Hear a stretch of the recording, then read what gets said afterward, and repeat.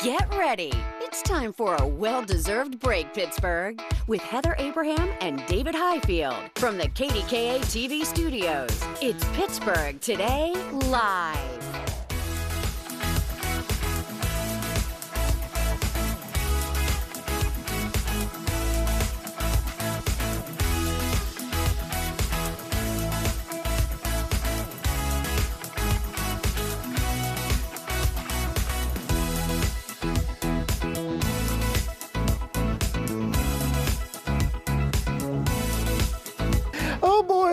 Oh, you never know what will come out of people's mouths here. All right, we're going to move on, everybody. It is Wednesday. We don't have to move on from anything. They don't even know what happened. Okay. You know what? Some of the conversations that happen during the commercial breaks are crazy. They are insane. That should be a program. Ron and I were talking about that on Friday.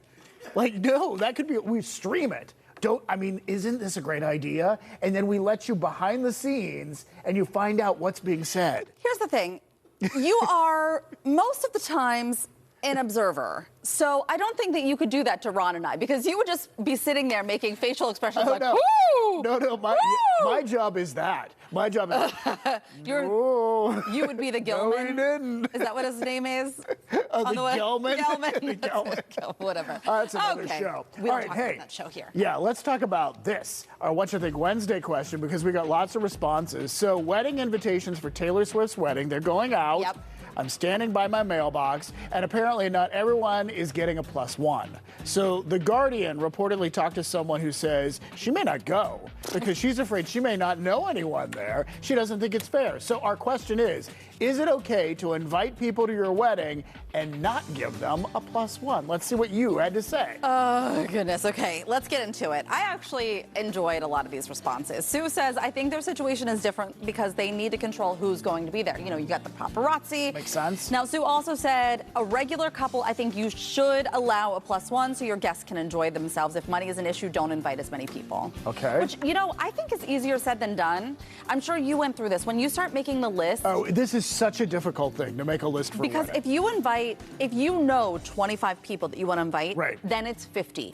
And if Gary invites 25 people, then it's 50. Now you have 100 people at your wedding, and you feel like you haven't even scratched the surface yet. And then you've got to figure out what tables they're sitting at. Oh, it is boy. like the most complicated jigsaw puzzle ever, and you want to well, will they have something in common? Do they know each other? Anyway, all right, so Chris is saying wedding costs have gotten out of control. You are so correct, Chris. Always suggest having a picnic with a covered dish and BYOB,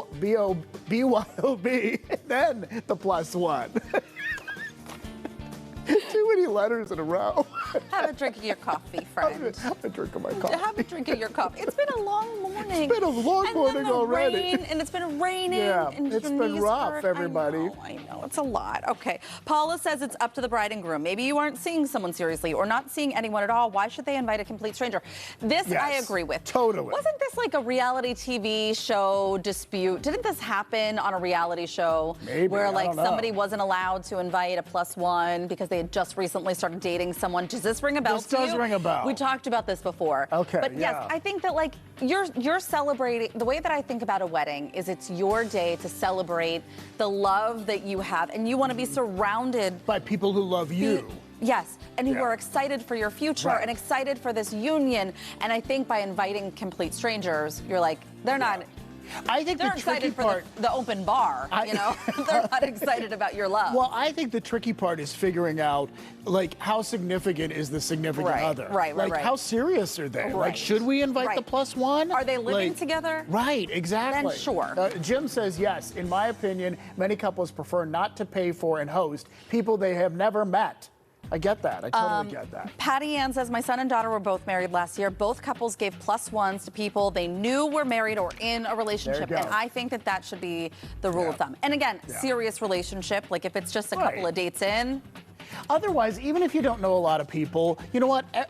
We're grown-ups. We can go to a function and talk to people, even if you don't know a lot of people. You have to know somebody there. Yeah, surely. Or you have something in common. Right. All right, let's take a look at the tally. 44% of you say it's absolutely fine not to give everybody a +1.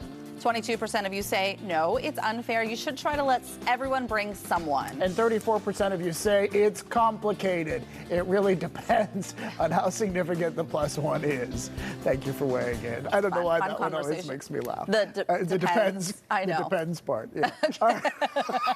In 5th grade this morning. I don't know why. All right. We have to talk about this local guy whose song on social media has gone viral. I mean, Saturday morning when I'm scrolling, it was every single. Yeah, I mean, it was every song. The tune is so catchy.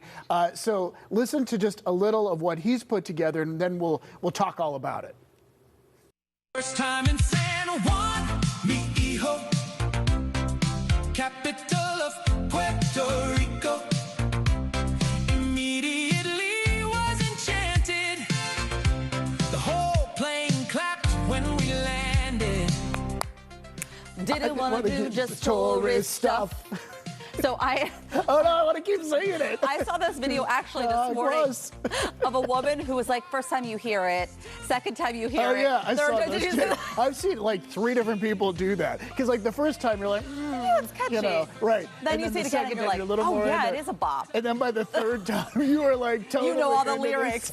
Yes. I love it. Well, the guy behind it, we love him, we know him. Billy Steitler, he is singing the song, or at least has put together the lyrics behind the song. He wrote the lyrics. Yes. Yeah. So he travels to different places and creates songs based on it. I mean, he is an influencer of sorts. I think these cities pull him in and they say, hey, come out to Johnstown. Come see our town. And then he makes these funny little lyrics about their town. And he goes all over. And he uses AI to do this. But this one in particular has blown up. Oh, yeah. Stars are lip syncing. Sarah Hyland from Modern Family, Jennifer Love Hewitt, country star Luke Combs. And I was seeing more Topanga. Oh, from Boy Meets World. I said that last night. I was like, Topanga's on board too. So we decided to jump on the bandwagon too. Take a look. First time in San Juan, mi hijo, capital of Puerto Rico. Immediately was enchanted. The whole plane clapped when we landed. That was my favorite part. She's always like, what are you going to do? And Heather's like, I'll do the plane. And I was like, how are you going to be a plane? It was so fun. It was just fun, you know? So anyway, we wanted to do it. He was on the show last year, Billy was, and even made a song about his experience being on the show. Oh my gosh, which was so funny. It was, I mean, he did a really good job. And one of his songs, and we just want to roll it, he did a song about Greensburg, but he's done like Johnstown, like you said, and Erie, and now he's going all over. All like over Omaha, and you know. So this all started for him by going to a Pittsburgh Pirates game. He started posting videos about it, and his account has grown and grown and grown. Right. And so he started making these songs, and then we also, do we have one? When he was on our show, right? We talked a little bit about like his process of it. He was such an interesting person to get to know. So take a listen to this. How did I get my start doing it? I started like a little over a year ago. I was looking for something to do in early sobriety, and I was like, I'll just make videos goofing around, and then now here I am. I'm going to Beaver County, Erie, all kinds of wonderful places. Johnstown.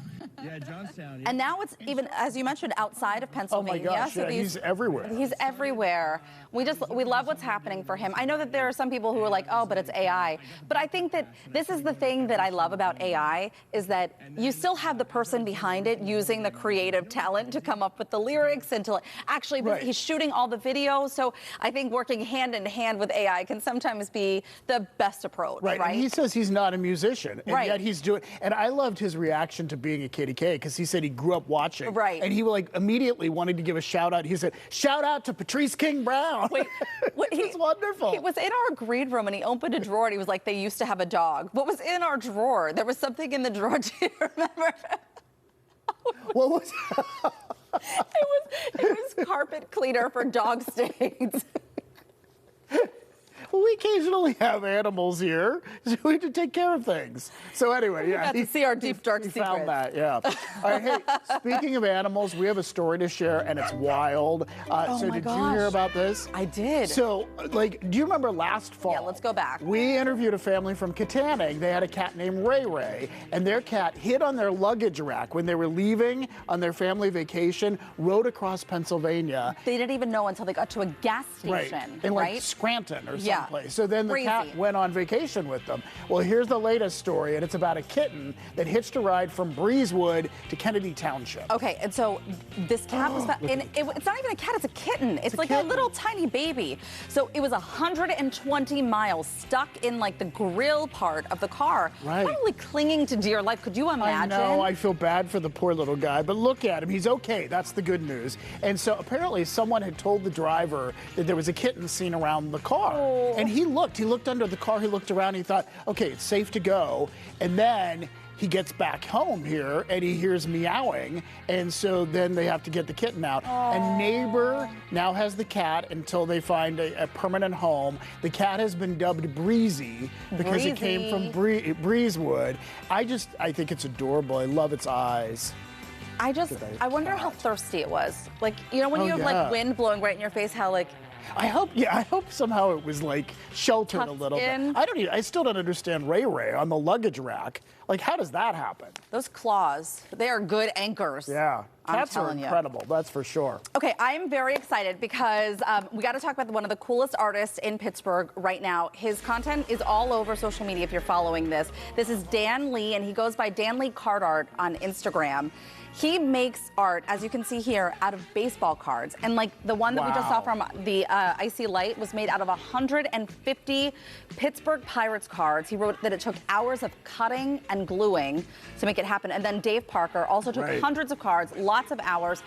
So I reached out to him and I was like, how did you get your start? So he started by sharing one of his artworks on X of Andrew McCutcheon.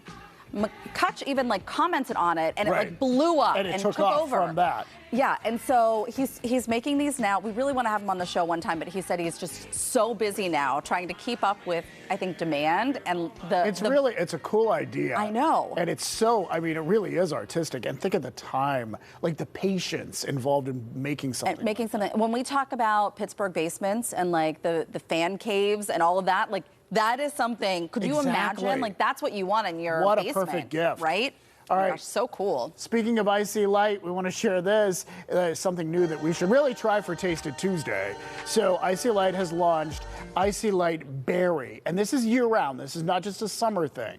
So it is a fruit-infused lager with 4 natural berry flavors. So we're talking about notes of raspberry and blueberry. And it's in this slim can. They began selling 15 packs at their gift shop at the plant in Creighton, but they say it will be at distributors down the line very soon. Oh my gosh. I want to try it. I know someone who works there, so I really want to, I'm going to get our hands on it. Oh, good. I know you know someone. I know somebody. That's fantastic.